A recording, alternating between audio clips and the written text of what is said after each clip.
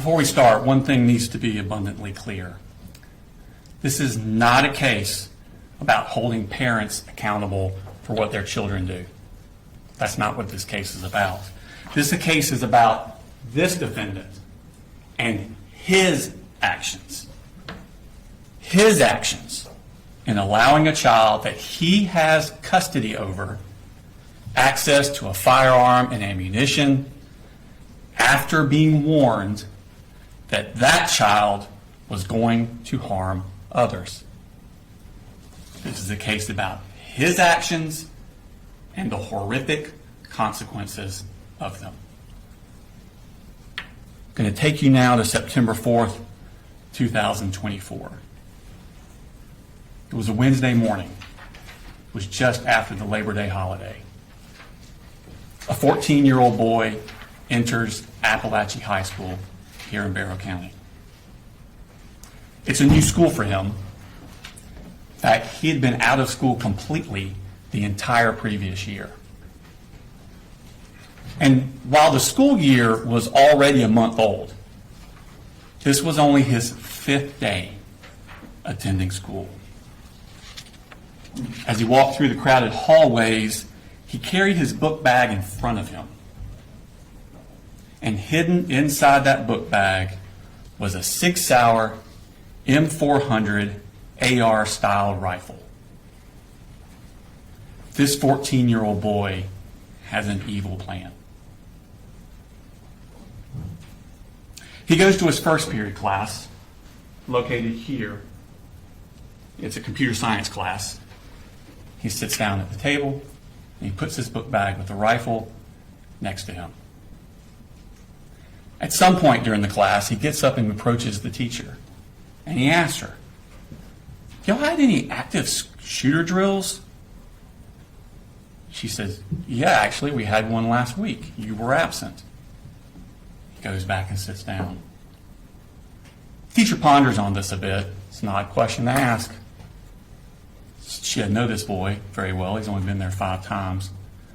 So she emails the school counselor, and she courtesy copies her direct supervisor, the vice principal, about the question the boy had asked. At the end of class, at 9:38, this boy picks up his book bag with the rifle in it, carries it in front of him out of the class, heading to his second period class. But that first period teacher stewed on it a little more, and between the class breaks, she decided, I'm going to go up to the office and find the vice principal and talk to her. But at this very moment, that 14-year-old boy is entering his second period class. It's 9:40 a.m. He takes a seat, and he puts that book bag with the rifle in it next to him. 14 minutes later, at 9:54 a.m., that boy gets up, grabs his book bag, and he tells the teacher, I'm going to go to the counseling office, which is located down here. He leaves the class, but he doesn't go down to the counseling office. He goes down what's called J Hall, and he enters the boys' bathroom here. He goes into a stall, locks the stall, and he hides there for the next 26 minutes. Now, 4 minutes before he left second period, at 9:50 a.m., the boy's mother calls the school counselor, who's in this suite here. Now, the boy's mother doesn't live here in Winder. She's down in Fitzgerald, Georgia, which is in South Georgia. It's a 4.5-hour drive from here. But the boy that morning has sent some text messages that bother her. And he's now not answering his phone when they call or try and get a reply. She's worried about his emotional well-being. Now, the counselor had actually met this boy the week before. He had a panic attack at school, went to her office, and was too upset to go back to class. So the counselor and the mother talk on the phone for 8.5 minutes about this boy's emotional well-being. And at the very end of that call, at the end of the 8.5 minutes, For the first time, that mother mentions to the counselor that this boy has access to firearms. This sends a red flag up to the counselor. She immediately hangs up the phone and she calls the vice principal. This phone call was ended at 9:59 a.m.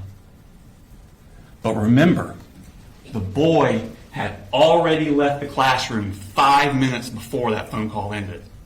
5 minutes before the mother said anything about firearms. And he's hiding in this bathroom where no one knows where he is. 7 minutes after the call ends, at 10:06, the vice principal and the school resource officers arrive at his second period class. Now remember, this boy that the vice principal and the SROs are looking for has only been to that class 5 times. And there's another child in that class who has an almost identical name. And that boy has also left the classroom to actually go to the bathroom. He signed out to go to the bathroom. Second period teacher thinks that's who they're asking for and says he just went to the bathroom. Gives the vice principal that boy's backpack. And the vice principal and the school resource officers head down to the bathroom to find that boy. That boy's just up at the sinks.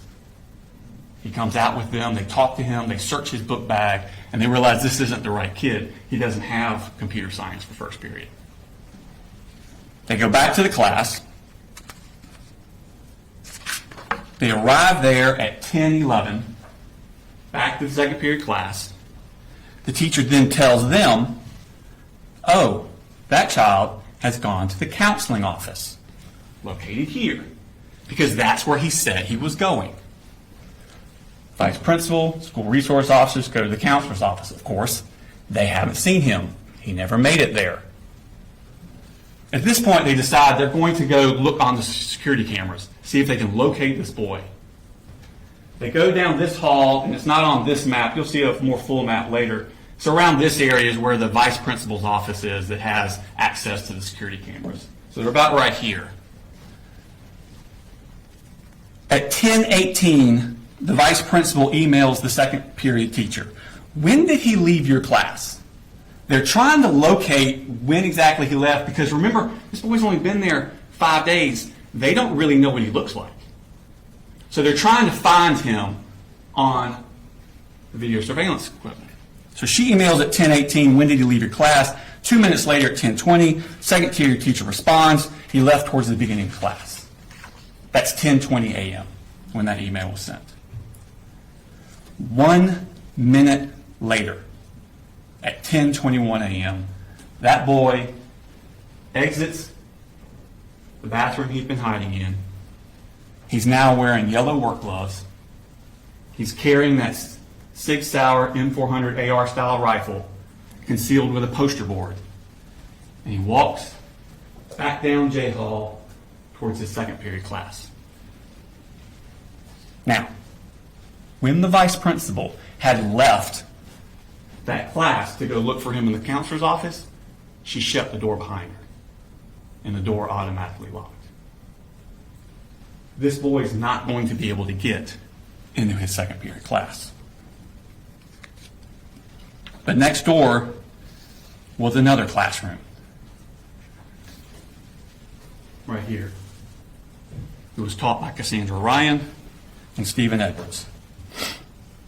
And inside that class were the following students: Landon Adams, Christian Angulo, Jackson Beaver, Hayden Bowen, Jalene Brady, Michaela Brown, William Carricker, Marquez Coleman, Melanie Delira Castaneda, Natalie Griffith, Taylor Jones, Kendez Lawrence, Martin Moreno Galdamez, Tyler Moon, Ariana Norman, Brittany Rubio, Mason Skirmerhorn, Ronaldo Vega, and Nautica Walton.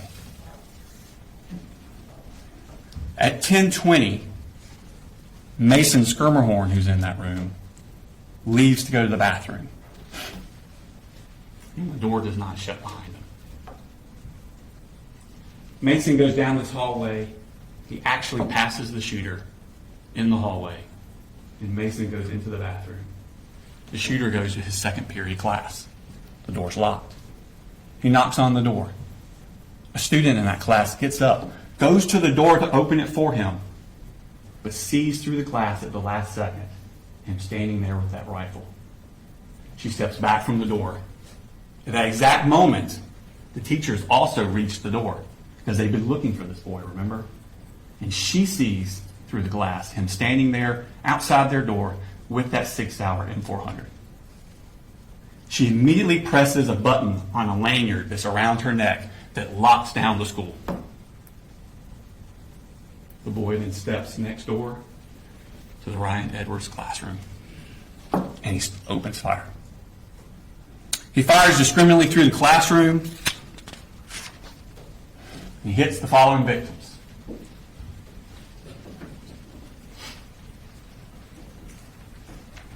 Melanie Delira Castaneda seated here. This is the door he comes into. She's seated here. He strikes her in the left arm with a bullet. Natalie Griffith seated here. Strikes her in the shoulder, the upper arm, and the forearm. Taylor Jones seated here, struck through the leg. Christian Angulo seated here by the door. He shoots him through the wrist, into the chest. He would not survive.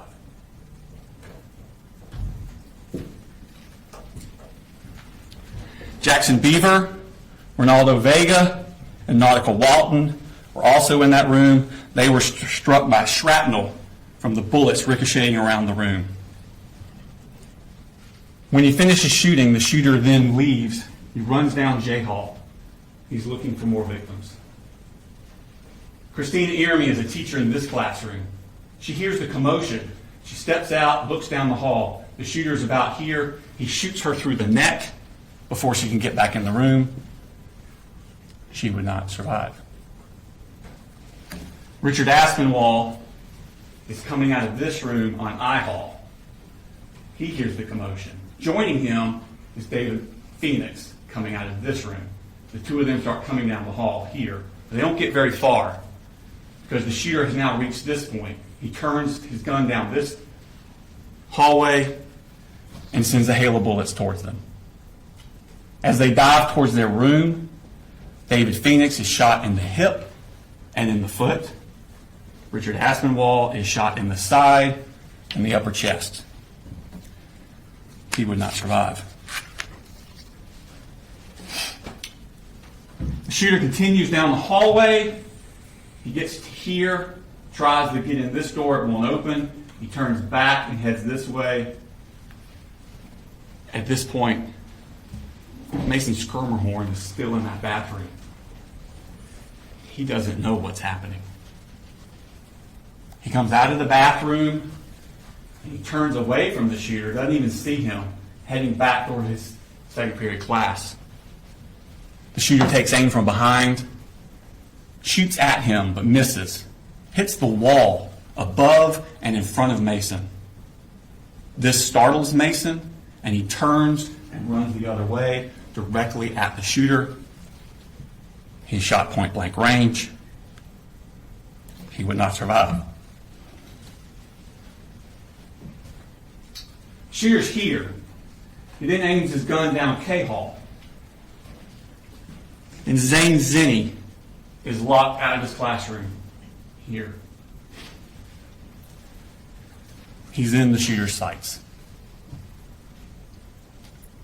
Now, before the shooting started, two school resource officers, Donovan Boyd and Brandon King, were in the vestibule area, an atrium, I think they call it, in this area, right outside the vice principal's office. They're waiting for the vice principal to find this boy and go get him.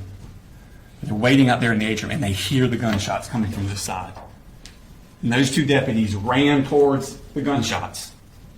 They come down this hallway here, and they turn the corner, and they see the shooter here with his rifle aimed towards Zane Zinni. And they yell for him to drop the gun and get on the ground. and he complies before he gets a shot off at Zane Zinni. The officers rush down here, they secure him, and they secure that 6-hour M400 AR-style rifle. And out of his pockets, they find 3 more magazines loaded.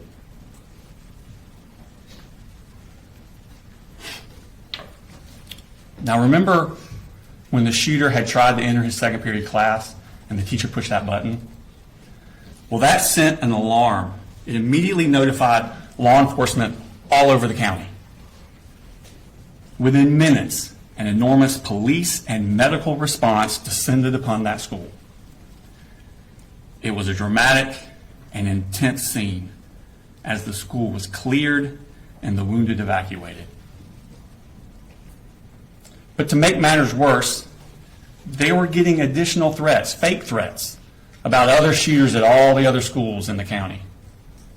Law enforcement now had to be diverted to these other schools to clear them to make sure people were safe. Barrow County deputies Anthony Townsend and Brandon Bazinet were sent to clear Barrow High School here in Winder. Once they cleared it, then they went next door to Russell Middle School. They cleared it. And just as they were finishing that up, they got a call from their superiors. I was trying to say superior and supervisor at the same time. Their superiors to go to a residence in Barrow County and secure it. They were just given an address. They don't know why they're going there. They were just told, go to this residence and secure it until other officers can arrive. Where they're going is the shooter's house. And when they get there, Colin Gray meets them in the garage. And without any prompting, because remember, they don't know why they're there, they don't know who this guy is. Without any prompting, he blurts out, "I knew it. My little girl just texted me. She's in middle school. She said we're in lockdown."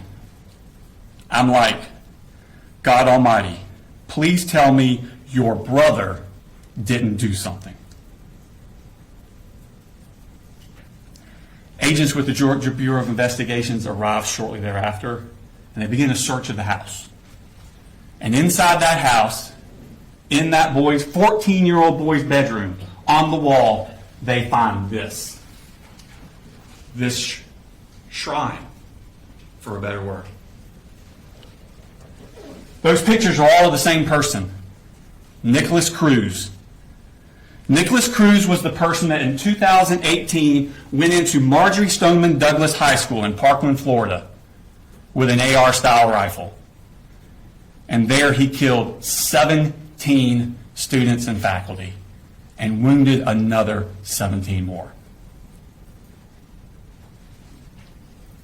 Investigators look at this and they begin to wonder, who is this kid? His name is Colt Gray. He's the oldest son of Colin Gray. His mother is Marcy Gray. He has a younger sister named Jenny, who was 13 years old at the time of this incident. She was actually going to Heyman Morris Middle School, which is directly next door to Apalachee High School. He has a little brother, Coley, who was 8 years old, was going to his elementary school. Now, Colt Gray, raised here in Barrow County, he went to Statham Elementary School up until fourth grade, up till the beginning of fourth grade. And in the beginning of fourth grade, he was withdrawn from Statham Elementary School because the family had moved. They moved to Gainesville. And he goes to White Sulphur Elementary School, but only for a few months. Because again, the family moved again. Now they moved to Cumming. And he goes to Chattahoochee Elementary School. But again, only for a few months. In March of 2020, they moved to Fitzgerald in Ben Hill County, Georgia. It's South Georgia, kind of east of Tifton. Because there, Marcy's mother and father, Deborah Polhamus and Charlie Polhamus, live. And Deborah Polhamus's mother, Marcy's grandmother, Colt's great-grandmother, had passed away and left the house. So there's an available house for them to live in. So they moved down to Fitzgerald on March 4th of 2020. But if you remember that day, that's the week before COVID shut everything down. That was the end of Colt's 4th grade year.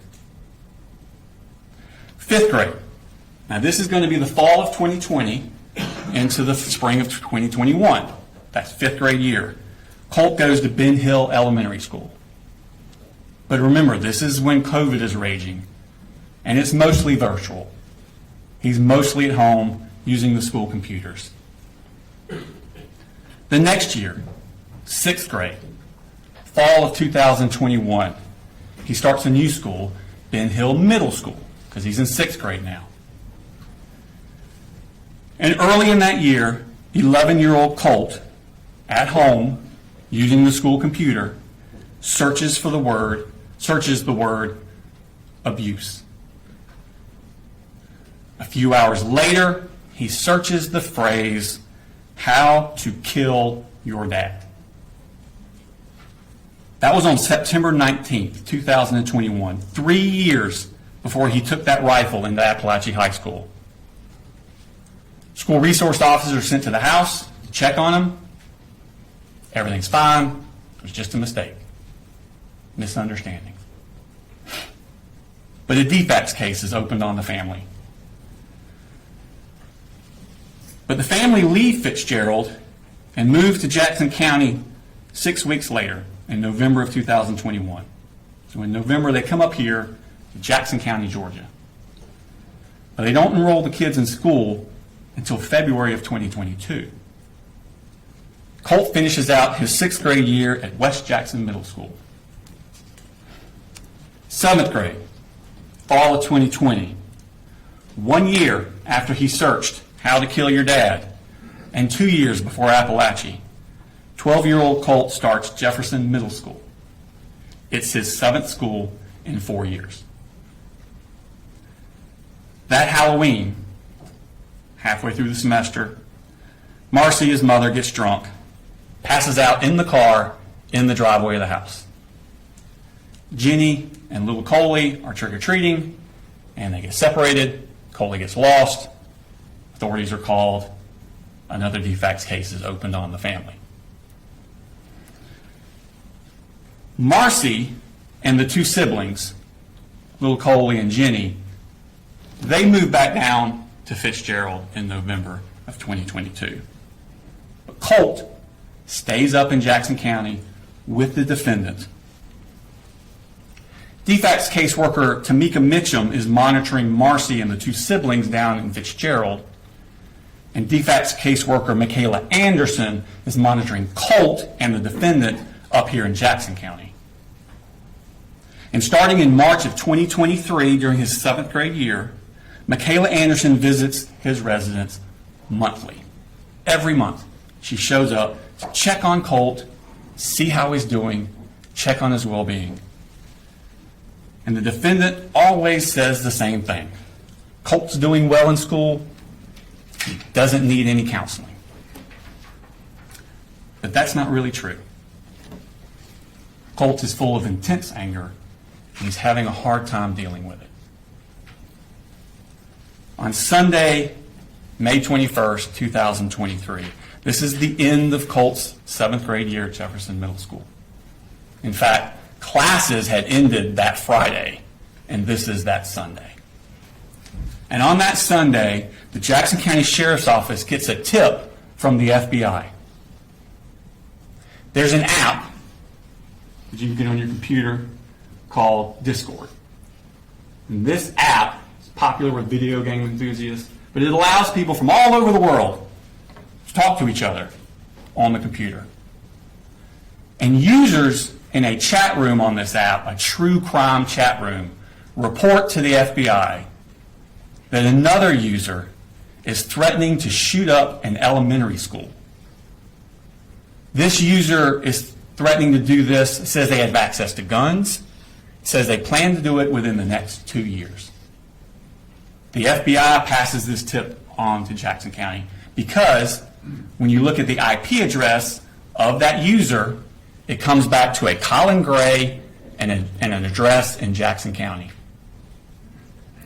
Deputy Justin Elliott and investigator Dan Miller go to that address. Now, the current resident of that address has 2 daughters, and they don't use Discord. But they're new to that address, and they keep getting the mail of the previous tenant, Colin Gray. Deputy Elliott and investigator Miller then go to his new address. They speak with the defendant at his house, and they tell him about this threat on Discord. And they ask him, does Colt have access to guns? Which he does. But the defendant says that he and Colt, they take this school shooting stuff very seriously. And Colt denies to these officers that it was him on Discord. He says his Discord account got hacked.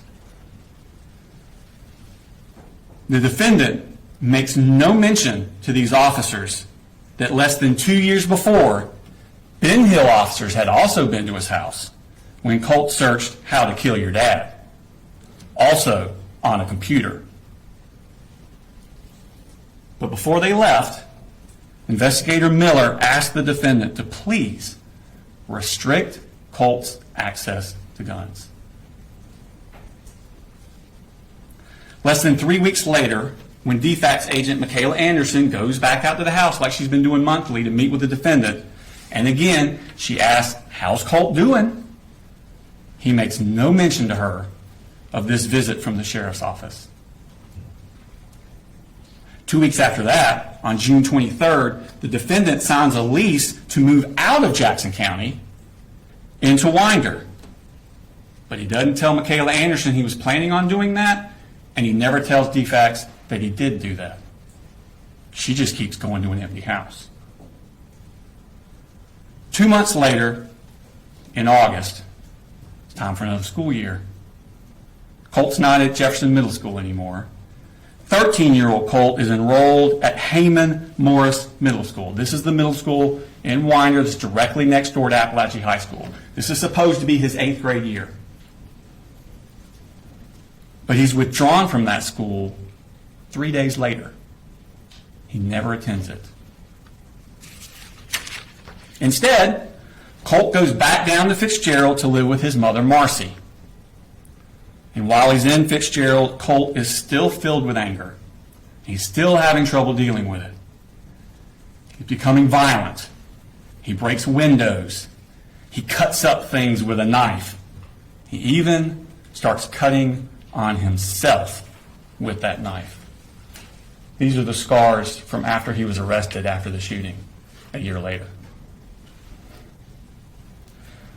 Colt's grandfather, Charlie Polhamus, is at his wit's end. He actually calls the police on Colt. And at the beginning of October 2023, just a few weeks after being in Fitzgerald, Colt comes back up here to Winder to live with the defendant. But he does not attend school. 2 weeks later, on October 13th, down in Fitzgerald, Marcy, who you remember is still being checked on by DFACS, tests positive for drugs. She's going to lose the kids. DFACS worker Tamika Mitchum, who's been monitoring Marcy, calls the defendant, tells him to come down to Fitzgerald to pick up the other 2 kids, Jenny and Coley, and bring them back up. He now has sole custody of the 3 kids. Marcy's to have no unsupervised contact. But Tamika Mitchum also stresses to the defendant to get the kids in school and counseling as soon as possible. He does neither of these things. 3 weeks after the kids are brought up here, on November 6th, 2023, back down in Fitzgerald, Marcy basically goes crazy. She wants to come up to Winder. She wants her mother, Deborah Polhamus, to bring her to Winder. And Deborah Polhamus says, you ain't going to Winder. So Marcy duct tapes her mother to the chair, steals her car, drives up to Winder, goes to the defendant's house, keys his truck, and gets arrested. She spends some time in the Barrow County Jail before she's transferred to the Ben Hill County Jail for the charges down there. And while she's down there, she's released on bond to an inpatient drug treatment facility in South Georgia. She has no supervision during this time over Colt. Now back up here in Barrow County, it's been a chaotic few months for Colt. But that Christmas, after the cuttings and the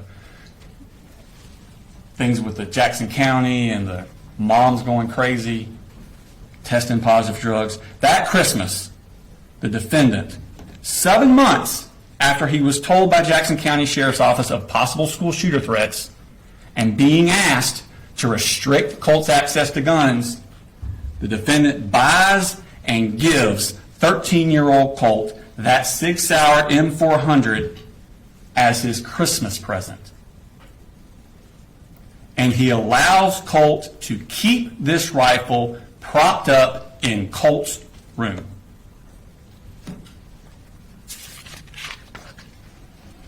Now in February of 2024, 2 months after this Christmas, in February, Colt's siblings, Jenny and Coley, are finally enrolled in school.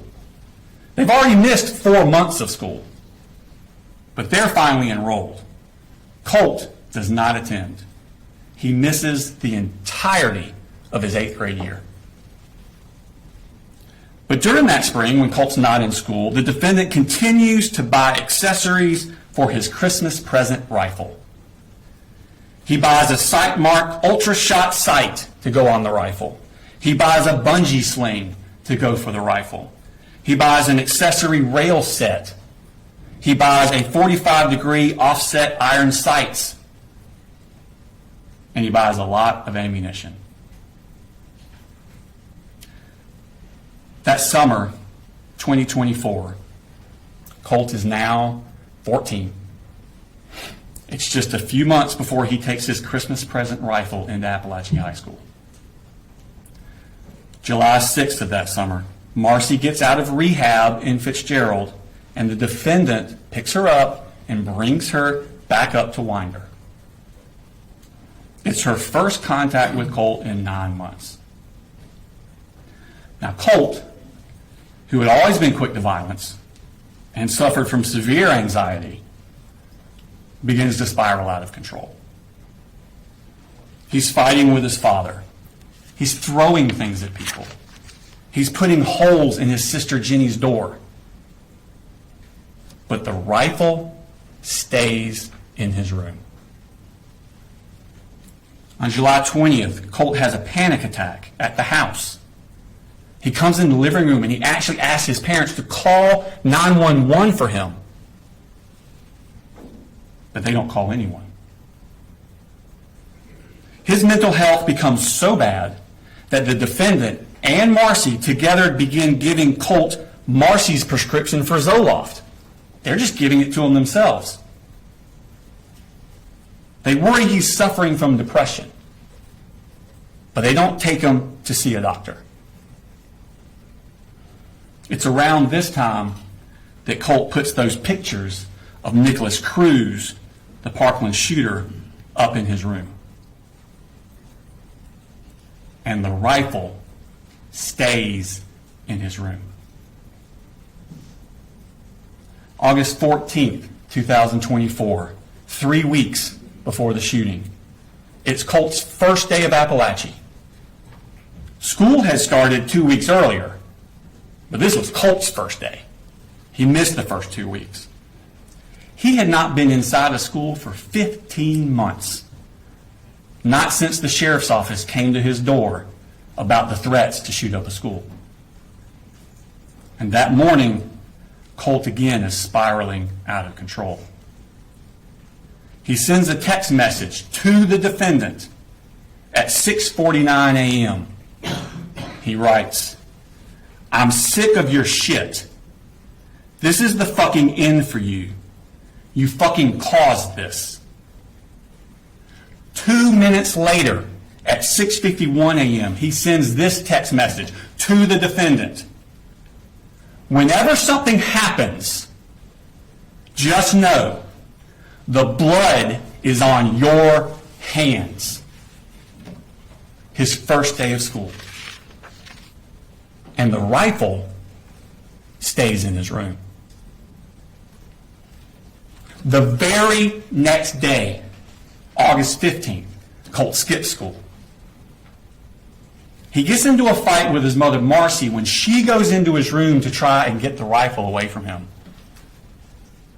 With rifle in hand, he shoves his mother to the ground and she hits her head on the wall. She then asked the defendant to please take Colt's rifle and lock it up.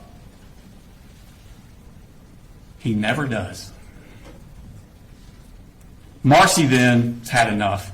She goes back to Fitzgerald, once again leaving Colt into the care of the defendant. And the rifle stays in his room.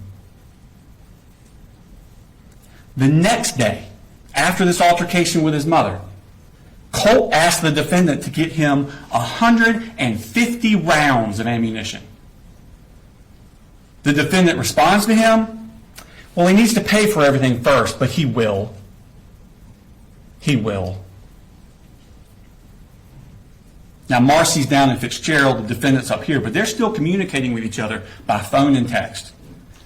And they begin to worry that Colt needs to be institutionalized.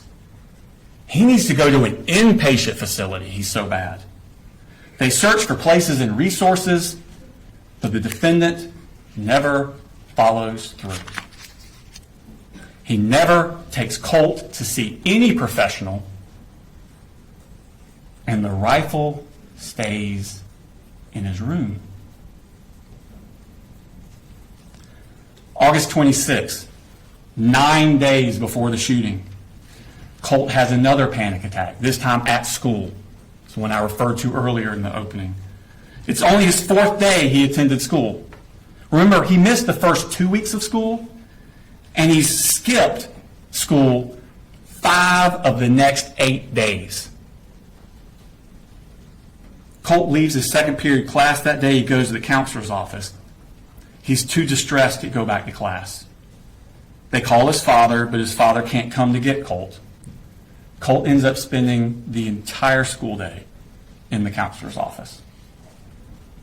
That night, on the phone, Colt asked his grandmother, Deborah Polhamus, if he did something terrible, would she still love him?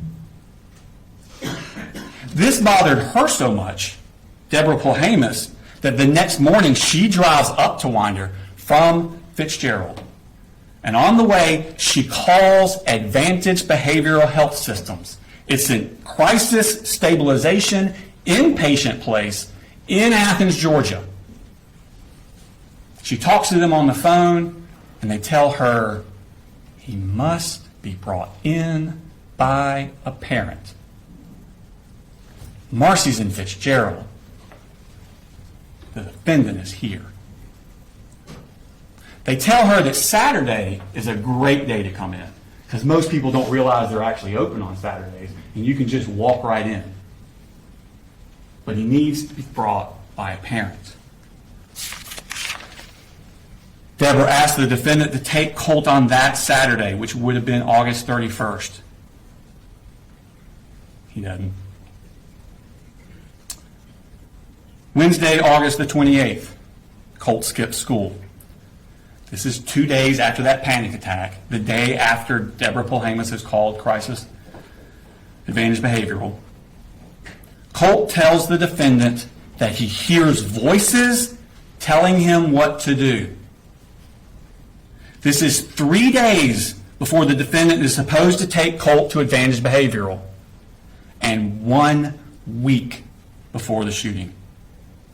At 7:44 a.m. that morning, Colt texts the defendant, I have to kind of dance around the inconvenient truth at times. I have no control over what these things say and tell me to do. And the rifle stays in his room. Colt skipped school again the next day, which is a Thursday. That Friday and Monday, school is closed for the Labor Day holiday. And that Tuesday, September 3rd, Colt skipped school again.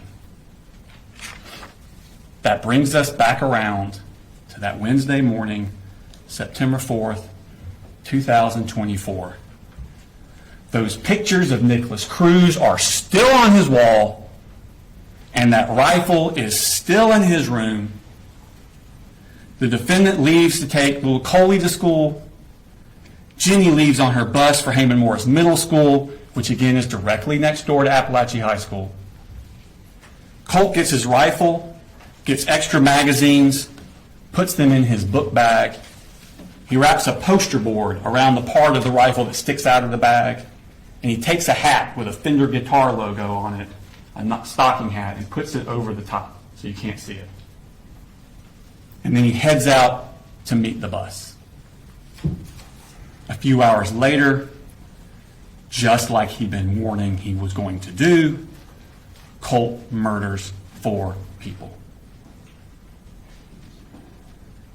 Now, after the shooting, which I will remind you happened at 10:22 a.m., so after that, at 11:01 a.m., Jenny, the daughter, texts her father.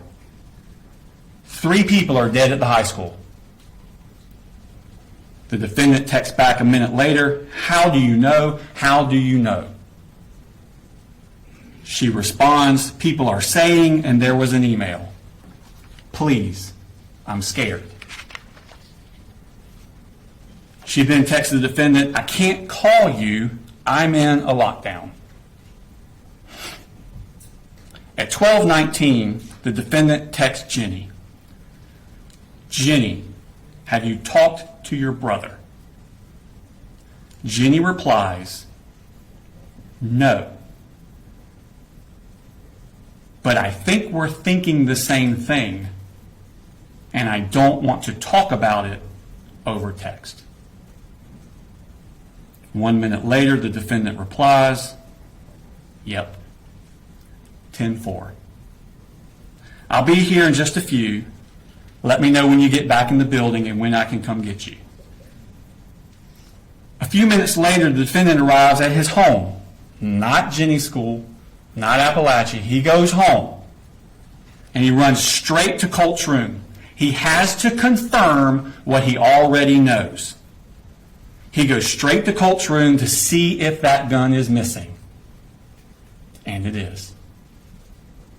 Moments later, Anthony Townsend and Brandon Bazinet arrive at his house, and he utters those words, "I knew it." Now, ladies and gentlemen, the charges in this case, it's the same acts that he did. The charges are divided up between whether or not the victim of those acts was a child or an adult. If they're a child, the charges that stem from their victimization would be cruelty to children, because you have to be under 18 for cruelty to children to apply. But through his negligence of allowing Colt to have this gun, knowing what Colt was going to do, he caused cruel and excessive physical pain to the children. That's cruelty to children in the second degree. If that cruelty to children in the second degree results in death, like with Mason Skirmerhorn and Christian Angulo, that is murder in the second degree. So the cruelty and the murder in the second go together. They apply to the children. To adult deceased, Christina Irmy and Richard Aspinwall, they're above the age of 18. The defendant is charged with reckless conduct, same act, recklessly allowing his child, that he knew this was going to happen, to harm someone else. And because they died during the commission of reckless conduct, that is involuntary manslaughter. So for the adults, it's involuntary manslaughter based on reckless conduct. All the other children who were either struck by a bullet or in that Ryan Edwards classroom when the bullet started flying, they're the victims of charges for cruelty to children in the second degree, either by the physical pain it caused or the emotional anguish it caused. And the adults that were injured or put in harm's way, David Phoenix, Stephen Edwards, and Cassandra Ryan, those three adults, they're the victims of the reckless conduct. Now, at the end of the case, we'll come back before you and ask you to render the verdict of guilty.